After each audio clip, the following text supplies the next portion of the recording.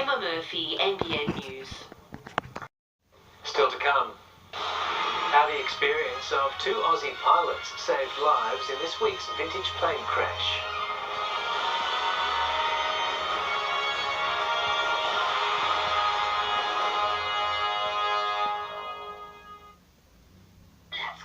Mazda Outlet sale is back.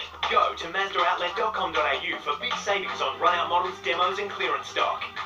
Ends this weekend at MazdaOutlet.com.au and at your nearest Mazda dealer.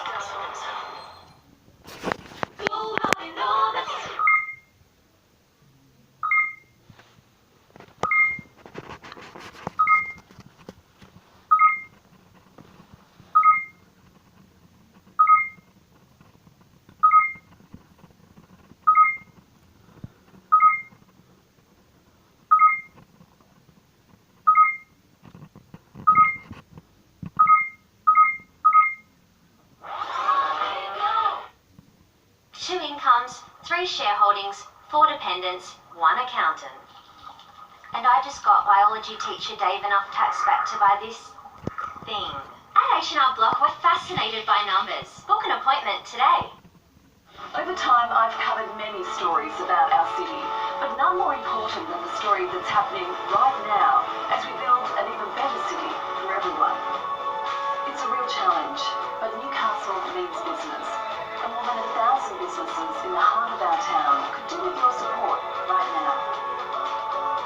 So, give your city a go. You never know who you'll bump into. G'day, Gav. G'day, Tash. What's news? The weather's perfect.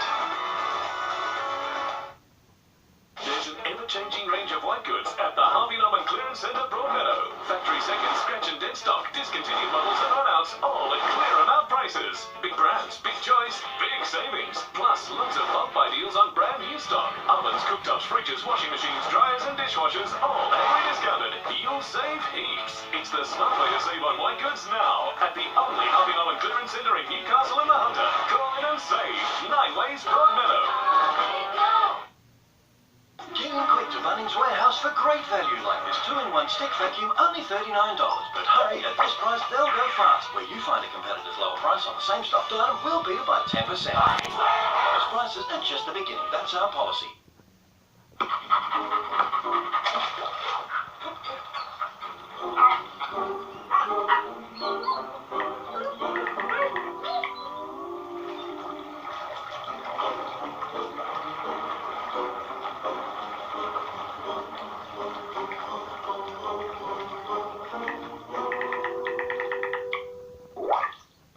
Everything you need from A to Z.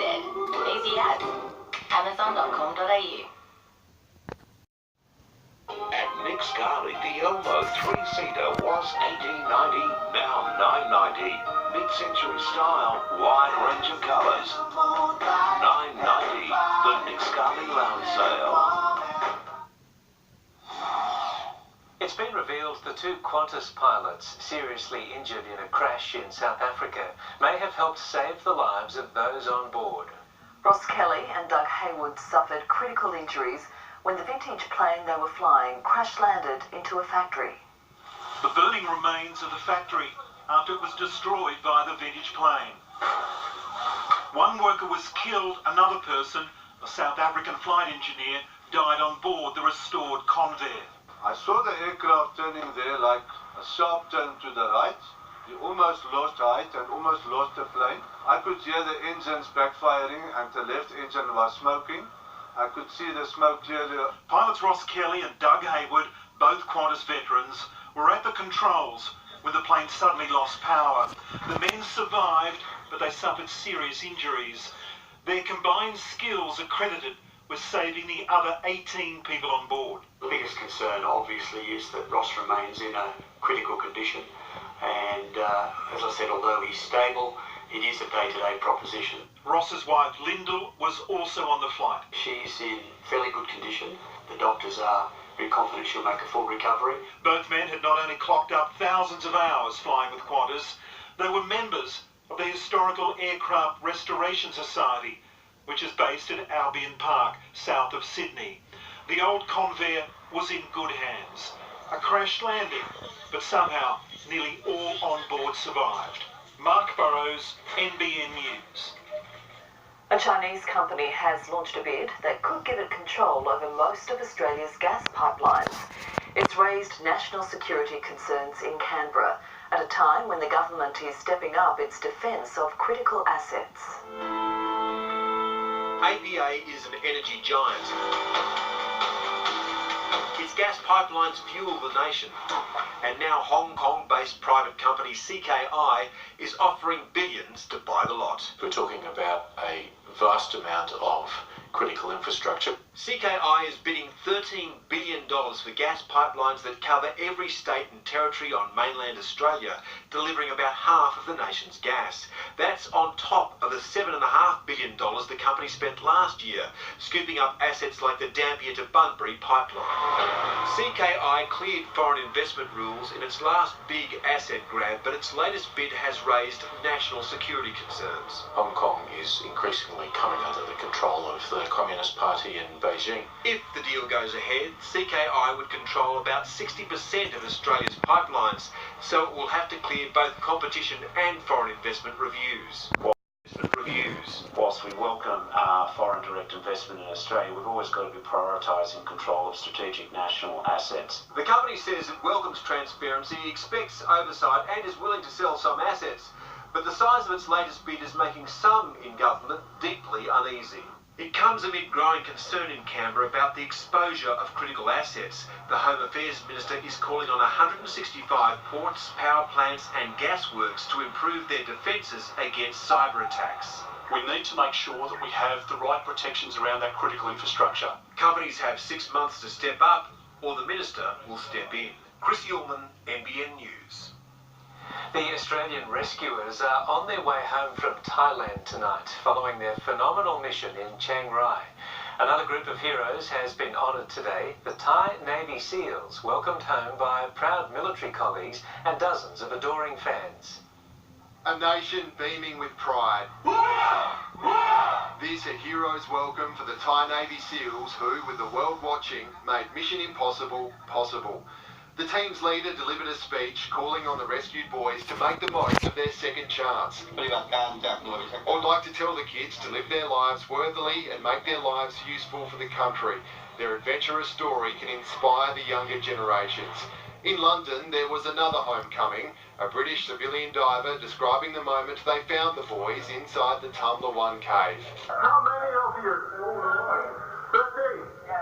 We were very relieved that they were all alive, but I think at that point we realised the enormity of the situation. He spoke of the heroics of Dr. Richard Harris, revealing his relaxed, reassuring and bouncing Australian accent calmed the boys down and built a valuable bond. When asked, though, about the prospect of awards and accolades for the incredible international dive team, he said this. We're not heroes. What we do is very calculating, very calm. It's quite the opposite. That's what we do. The Australian support crew left Thailand this morning, first posing for photographs at Chiang Rai Airport. A majestic mountain above a deep and dangerous cave, it's likely only a matter of time until this is the set of a Hollywood movie. Producers are still circling in Chiang Rai, asking anyone and everyone for insights into the rescue. Already there is talk of an obvious main character, and there's no prizes for guessing who. Just which actor would play Dr. Harris? US studio Pureflix is among a number pondering those kind of questions as we speak. We're just kind of here witnessing the events, gathering some context and everything to really tell a story about an international effort, the entire world coming together. But it's unlikely any Hollywood portrayal will grip the world quite like the real-life drama. If you're yet to have your flu shot, this may just change your mind. A child has died after catching the virus. Dozens more have been treated in hospitals across New South Wales, so health authorities are taking action. Two energetic young children, Ryan and Gabrielle, prone to winter bugs. So, Mum got them both a flu jab. She goes to school with hundreds of children. He's in a daycare centre. There's so many bugs lurking around. I just didn't want to put anything to chance. The consequences of ignoring the vaccine can be awful. Recently, a child under 5 who wasn't vaccinated was admitted to the Children's Hospital at Westmead and never came home. Tragically, we believe that flu was the cause of the death in this child. Between April and July, 19 children were admitted to Westmead with the flu. 15 of them weren't vaccinated. Connie runs a daycare centre and says flu shots are crucial. It's a government requirement, but, I think it's a good thing that children are immunised. It just protects everybody. The state government is providing $22 million worth of free flu vaccines.